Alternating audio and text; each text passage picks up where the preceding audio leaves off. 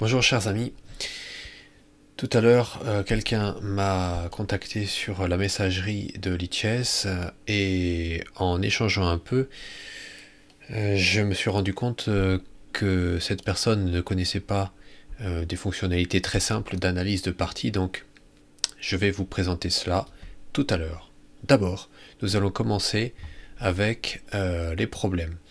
Et puis, en introduction, onglet communauté, équipe. Pour rejoindre notre équipe, n'est-ce pas, échec en quantité, vous allez dans toutes les équipes. Je répète, échec en quantité, on entre, on trouve l'équipe. Il faut un mot de passe, j'ai oublié de le préciser la dernière fois, le mot de passe c'est Renardo, le petit du renard. Et vous faites partie de l'équipe, il y a 39 membres, donc ça augmente un peu. Voilà, soyez tous les bienvenus. Bien, regardons aujourd'hui l'onglet problème. Comme tous les onglets, d'abord, quand on clique sur l'onglet lui-même, et non pas dans les menus, quand on clique sur l'onglet, ça nous amène directement au premier menu de l'onglet. Je ne sais pas comment on peut dire, le premier article du menu déroulant. Bon. Donc, on clique sur problème et on arrive ici dans un problème. Ici, on a les blancs. Donc, à votre tour, trouvez le meilleur coup pour les blancs, c'est donc au blanc de jouer, donc en termes échiquier, on dit très au blanc, n'est-ce pas? Regardons un peu ce que nous avons ici. L'identifiant unique du problème. Le classement, pour l'instant, moi j'ai mis des problèmes non classés, mais peu importe, vous pouvez les mettre classés pour, oui, voilà, niveau 1500 non classé. Ici, vous pouvez changer le thème des problèmes. Et vous avez voilà quelque chose pour passer immédiatement au problème suivant, il suffit de lire. Bien. Parfois, vous aurez besoin de faire des problèmes de niveau plus facile pour essayer de les enchaîner plus rapidement. Donc ici, vous pouvez choisir un petit panel de difficulté. Bien. C'est par rapport au niveau de classement qui est ici. Bien. Donc, c'est très simple. Essayons de résoudre celui-là, puisqu'on est là. Donc, vous voyez ici, qu'est-ce qu'on a? Alors, est-ce que je vais réussir? Ah oui, d'accord. Donc là, c'est dame ici, échec, et on récupère le cavalier. Boum. Boum. Voilà.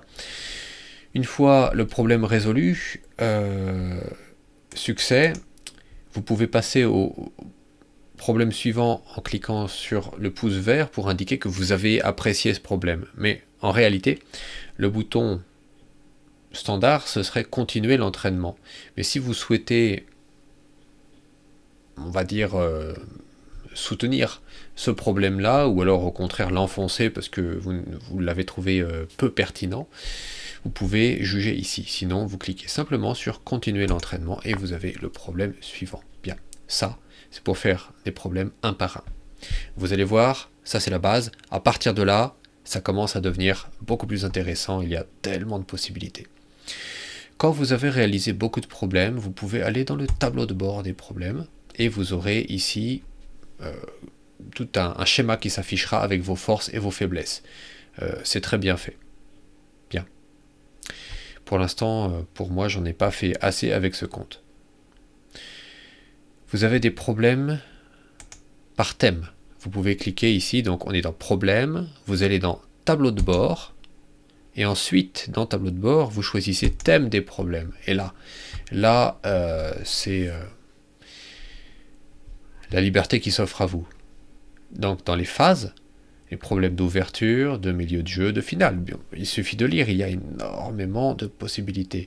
Si vous trouvez que vous êtes faible dans telle ou telle partie, sur tel ou tel point, sur telle ou telle tactique, eh bien vous choisissez ce que vous voulez. Les motifs, le pion avancé, etc. Il suffit de lire. Sur les fourchettes, voilà, par exemple des problèmes de fourchette, des problèmes de clouage, de sacrifice, d'enfilade. Donc c'est fantastique, il faut absolument vous entraîner. Ensuite, les maths, maths en 1, maths en 2. Dans plusieurs parties, je me suis fait avoir parce que je n'ai pas trouvé le maths en 2. Alors, Suite à ça, j'ai fait des problèmes, m'attends d'eux, et j'en ai mangé, etc. Donc, vous choisissez votre thème. Vous avez des thèmes ici par ouverture. Vous allez dans plus et regardez cette liste d'ouverture. Choisissez celle que vous jouez. Baudelaire attaque, je connais, je joue ça aussi parfois. Défense française, voilà toutes les variations, etc. Partie italienne. Donc, par exemple, défense française, vous pouvez choisir une variante spécifique, ou bien, simplement, défense française générale, vous cliquez dessus, et là, vous pouvez jouer avec les noirs, avec les blancs, ou les deux, et bon, moi, je trouve ça fantastique, c'est une ressource incroyable. Bien. Donc ça, ce sont les problèmes, on va dire, standards.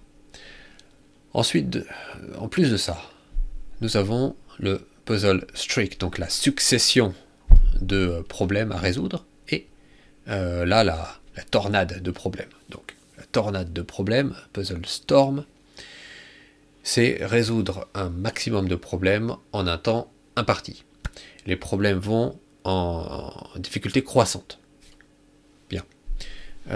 Ça dure 3 minutes, donc j'hésite à en lancer un, je ne sais pas si on a trop le temps, je ne veux pas trop faire durer la partie. Tout à l'heure, j'en ai lancé un tout à l'heure, et vous voyez, je vais... Alors, pour regarder ce que j'ai fait, je clique sur mon nom, je vais dans Profil,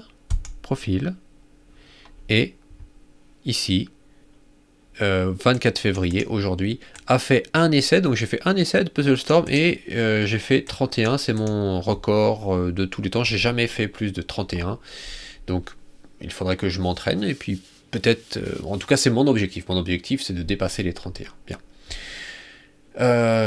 Pour les personnes qui se demanderaient ce que c'est que cette petite L, ici, si vous voulez la même L sur votre icône, c'est en faisant un don. Vous faites un don dans Lichess. Je pense que... Où est-ce que j'ai fait ça déjà? Je ne me rappelle plus.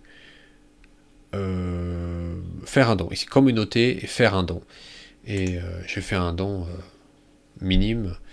Mais voilà, ça vous donne une petite L pour un mois, par exemple. Bien. Donc je finis la partie. Problème, on était dans Puzzle Storm. Je vous ai montré, j'ai fait un score de 31. Je ne vais pas en lancer un maintenant parce qu'on n'a pas trop le temps. Ensuite, vous avez le Puzzle Streak. Donc, Puzzle Storm, c'est pour s'entraîner à la rapidité de résolution des problèmes. Il faut les enchaîner en un temps imparti. Puzzle Streak, c'est le contraire. Il faut prendre son temps. Vous avez tout votre temps, mais il faut réussir la plus grande succession de problèmes possible. J'étais justement en train de faire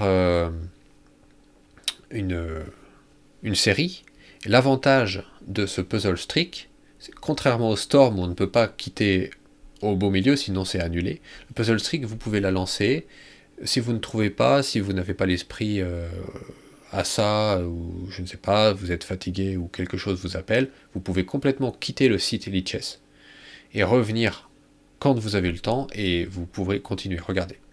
Je vais reprendre Puzzle Streak. Voilà. Ça me laisse là où j'en étais. J'en étais au 19e problème. Donc ça veut dire que j'ai résolu 19 problèmes sans faire une seule erreur. Puisque dès qu'on fait une erreur, en fait, la série est annulée. Donc le 19e, alors regardons. Ici, je pense qu'il faut... Alors, si on avance le pion, il ne peut pas manger le cavalier parce qu'on ferait dame. Si on avance le pion, il est obligé de prendre et on gagne le cavalier. Donc là, on gagne une pièce. Donc je pense que c'est ça le coup. J'hésite avec ça, en fait, parce que en jouant là, le cavalier vient là, on avance le pion, et on fait une dame. Donc je vous avoue que j'hésite. Quel est le problème? Si je viens là... Dans ce cas-là, on peut faire une dame à coup sûr. Alors que si on fait ça, on gagne le cavalier, et ensuite on ne peut pas arrêter, d'accord. Donc j'ai compris. Est-ce que vous avez saisi la nuance? Si j'avance, je gagne le cavalier, d'accord. Mais, est-ce que c'est bon? Après, le roi doit aller manger ici, empêcher ce pion de faire dame pour passer celui-là, ça devient complexe. Alors que si je viens là, comme il y a échec, ça force son cavalier à me prendre, j'avance le pion là, et il ne peut plus l'arrêter. Soit il revient là ou là, et je fais dame quoi qu'il arrive. Donc je pense que le bon coup est celui-là, et ensuite ici, voilà. J'ai réussi, donc ça fait le 20e problème résolu. Et on a tout notre temps, il ne faut pas se presser. Bien. Donc là, vous voyez, je peux passer à autre chose. Bien. Donc ça, c'était la présentation des problèmes, j'en ai terminé. J'ai encore beaucoup de choses à vous montrer sur le fonctionnement de Lichess, mais aujourd'hui, pour finir, juste un tout petit conseil dont je vous ai parlé en début de vidéo. Nous allons regarder les parties.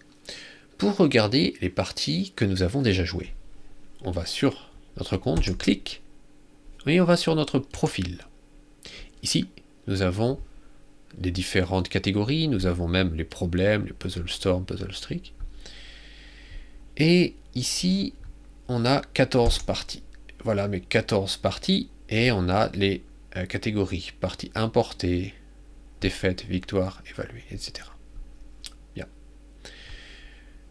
Donc, tout à l'heure, j'ai reçu un petit défi de Thai-chan, Ti-chan, je ne sais pas comment prononcer, mais donc nous avons fait une partie ensemble.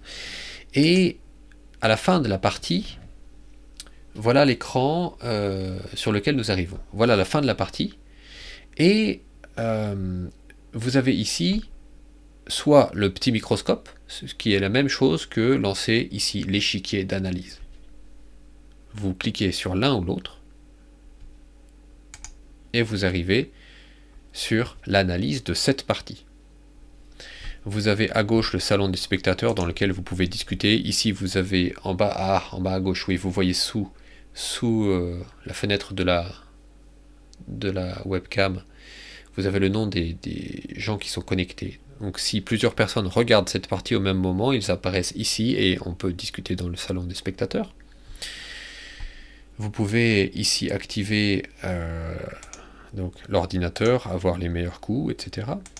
Vous avez, comme je vous ai montré là, les statistiques sur Lichess, etc. On clique sur ça pour revenir au début de la partie, et ensuite avec les flèches du clavier, droite, gauche, on avance dans les coups comme ceci. Donc là on voit la partie. Bien. Donc d'ailleurs on peut regarder ici, j'ai raté, tout simplement. En fait, quand on fait souvent trop confiance à l'adversaire, et moi je regardais, parce que bien sûr on n'a pas les flèches, donc je me disais, ah oui, j'aime pas trop quand ils prennent, parce qu'il faut que je reprenne avec le fou, mais en fait il avait un temps d'avance, normalement il ne pouvait pas jouer ça, parce que je prends le pion ici. Et j'ai trouvé ça étrange en me disant, mais il avance vite, comment ça se fait qu'il puisse jouer tous ces coups-là, et j'ai pas vu qu'en fait, non, il ne pouvait pas jouer ce coup. Et on fait trop confiance à l'adversaire, et j'ai raté ce coup, donc honte à moi. Et voilà, bref, la partie continue, etc. etc. Donc pour chaque coup, vous pouvez regarder. Alors on va regarder. Regardez. On va dans la base de données de Lichess. Donc ça c'est la partie qui a eu lieu, et à chaque coup je peux comparer quels sont les coups les plus joués. N'est-ce pas? Ça on l'a déjà vu la dernière fois. Bien. Voilà, j'en ai fini, donc après j'ai toujours pléthore de conseils à donner, mais... Ah, j'ai encore une petite chose, oui. Bien, encore une petite chose. Aujourd'hui, je raconte un tout petit peu ma vie, donc je suis allé travailler dans une grande ville à côté, je prends le bus pour ça, et donc dans le bus j'étais avec mon téléphone, et avec mon téléphone portable, je joue parfois sur chess.com, j'ai un compte sur lequel je fais des parties, on va dire, pas vraiment sérieuses. Quand je suis dans le bus, je ne peux pas vraiment me concentrer, donc je fais des parties en 10 minutes, mais sans aucune pression. Et j'ai fait une partie qui était assez exceptionnelle, donc je vous propose de la regarder. Je joue les parties sur Chess.com, je prends les coups, donc j'exporte la liste des coups, et puis je vais dans Outils, je vais analyser toujours sur Lichess parce que dans Chess.com, l'analyse, on en a une gratuite par jour, mais c'est payant, et je vais sur Lichess pour faire toutes mes analyses. Et dans Outils, on va dans Importer une partie. Je vais là. Je fais CTRL-V, donc. Voilà. On peut demander une analyse automatique ou non, donc on va dire, on peut le faire après coup, c'est vraiment... Bon, je vais pas le faire maintenant, mais je vais vous montrer. Donc là, on fait importer une partie. Donc ça ajoute la partie à nos données sur notre compte. Ici, c'est une partie qu'on veut conserver parce qu'on estime qu'elle est très bonne. On clique sur l'étoile pour l'ajouter aux favorites. Ensuite, on peut effacer la partie si on ne veut pas la conserver dans nos données. Donc, j'avais les blancs et les noirs ont joué la défense sicilienne. Donc, pion roi et pion ici. En appuyant sur Z, je garde la liste des coups, mais bien ici, je vous propose de regarder seulement l'échiquier. Donc, regardons un peu comment s'est déroulée la partie. J'ai joué la défense... Ouais, c'est pas vraiment une défense, c'est la lapine, l'ouverture dite à lapine, contre la défense sicilienne. Donc elle se joue comme ceci. Le joueur a décidé d'échanger le pion de la colonne C. Donc on a ouvert la colonne C. Classique. Bien, à partir de là, j'avance dans les coups. Donc lui, il avance ici E6. Je vais vous demander de réfléchir avec les blancs au coup que vous auriez joué, vous, dans cette position. Pour cela, c'est un exercice important, pour ceux qui veulent s'y prêter. Faites pause dans la vidéo de YouTube, avec barre espace par exemple. Faites pause et réfléchissez. Tiens, qu'est-ce que je dois jouer? Bien, donc j'avance, je développe le cavalier. Et il joue cavalier ici. Qu'auriez-vous joué? Il y a plusieurs possibilités. J'avance. Je défends le pion. Attaqué par le cavalier ici. Il attaque, je défends de cette manière. Parce que je n'avais pas trop envie de mettre le fou ici et plus tard. Et bon. Suite à quoi, il joue le pion A6. Ensuite, donc je vous laisse encore faire pause. Bien, je montre le coup. Moi, je joue ici. C'est pas un coup, c'est peut-être le moins bon de toute la partie, parce que c'est simplement que je suis pas pressé, je me développe lentement, et d'expérience, quand le cavalier vient là, je n'aime pas trop qu'il chasse mes pièces, je n'aime pas trop que le fou aussi vienne là, donc on n'est jamais à l'abri d'un pion qui avance en menaçant une pièce, puis du fou qui vienne là, donc c'est de la prophylaxie comme on dit souvent. Mais j'avoue que c'est pas le plus urgent, c'était pas pas forcément un très bon coup. Bien, donc, le cavalier se développe. Faites pause, réfléchissez. Moi, j'ai joué fou ici. Ensuite, il développe son fou. Et là, il aurait intérêt à roquer. Moi, je roque. Je pense qu'il aurait eu intérêt à roquer. Il met sa dame sur la colonne C.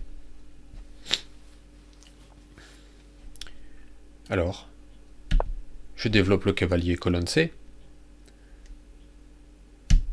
Suite à quoi, il avance le pion B5. Et là, qu'est-ce qu'il veut faire? Parce qu'il veut faire ça, mettre le cavalier là pour essayer d'attaquer mon fou, mais pour moi c'est un peu incompréhensible. Bon, d'autant plus que son pion ici protégeait son cavalier. Et là, son cavalier, vous voyez, c'est une pièce qui est protégée seulement par la dame. Et la dame en protection d'une pièce, c'est pas toujours terrible. Alors, je mets une tour en face de la dame. Et là, vous voyez, il aurait dû roquer. Il met son fou en fianchetto. Et là, j'ai trouvé un bon coup. Alors, réfléchissez si vous voulez. J'ai trouvé un bon coup. Alors, chess.com disait coup... excellent coup. Pas coup brillant, mais très bon coup. Avez-vous une idée? Donc, faites pause. J'espère que vous avez fait pause. Vous avez encore le temps. Réfléchissez. Faites pause. C'est bon? Allez. Donc le coup que j'ai trouvé qui est bon, en fait j'hésitais à avancer ce pion-là en fait. Puisque mon idée c'est que quand il y a deux pièces ici, s'il y a seulement un pion en fait, si j'avance là, le pion, il peut avoir l'envie de pousser, de contre-pousser. Je pousse et lui il pousse. Mais quand il y a deux pièces, quand mon pion fait une fourchette en fait, il est obligé de réagir, soit de bouger le cavalier, mais bon. Donc j'ai regardé beaucoup ce coup que j'ai l'habitude de jouer, et en fait, après j'ai commencé à considérer celui-là, et en fait celui-là est bien meilleur. Puisque, imaginez ce qui se passe quand on pousse ici. Vous voyez?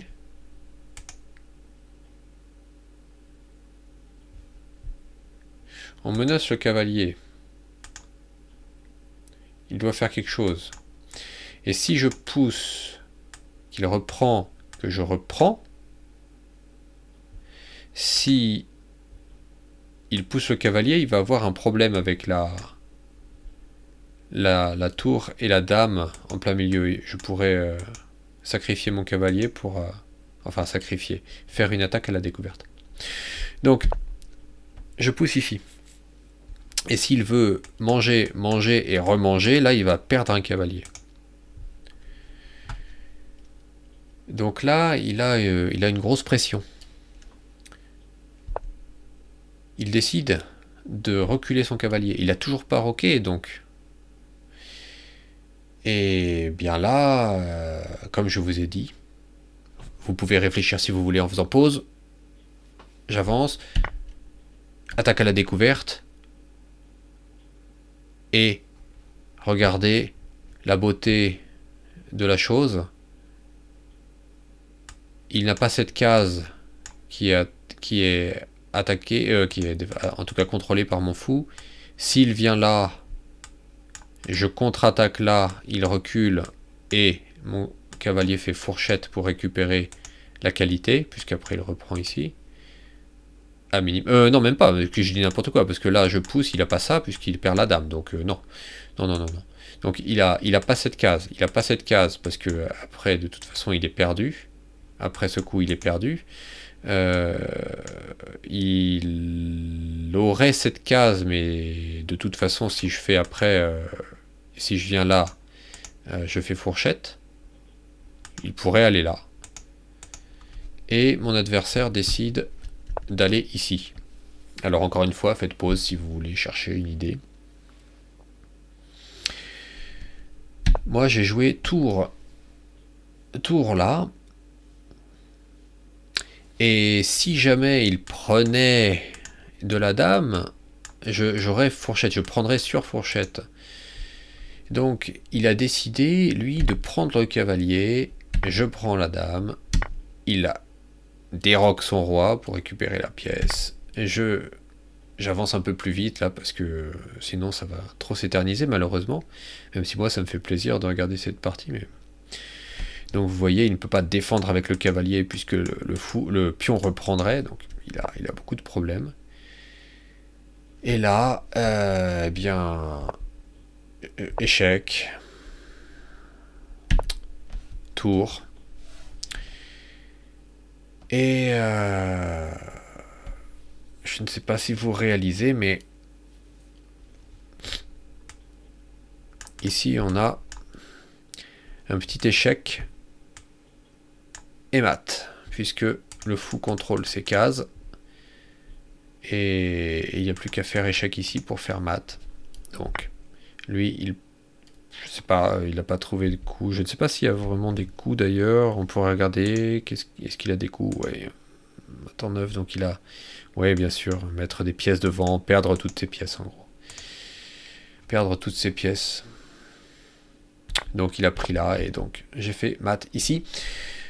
Très bonne partie, donc Lichess nous donne, voilà, 95% de précision, et puis vraiment tout 0, 0, 0, imprécision, erreur, gaffe, donc voilà, par la partie quasi parfaite, dont je suis assez fier. Bien, ok, j'espère ne pas avoir été trop long. Si vous appréciez ce genre de vidéo, dites-le moi, et je vais continuer à donner des conseils sur l'utilisation de Lichess. Et puis sinon, on se retrouve pour une nouvelle partie très bientôt. Merci à tous, bon courage, bons échecs, et oui, bonne journée.